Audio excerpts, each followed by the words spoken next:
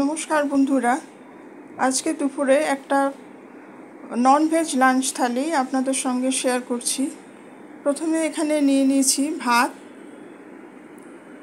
এখানে নিয়ে নিয়েছি মুসুরির ডাল পেঁয়াজ ফোড়ন দেওয়া, কয়েকটা আলু ভাজা নিয়েছি, এখানে নিয়ে নিয়েছি আলু, ঢ্যাঁড়স, গাজর, একটা পেঁয়াজ টমেটো দিয়ে ও একটা ডিম দিয়ে একটা মিক্স সবজি তৈরি করে নিয়েছি, একটু অন্যরকম স্বাদের।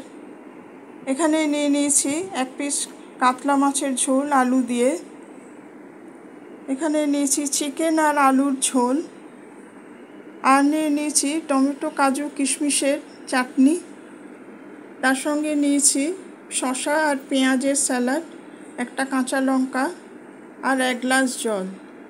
আশা রাখি আজকের থালি আপনাদের ভালো লাগবে।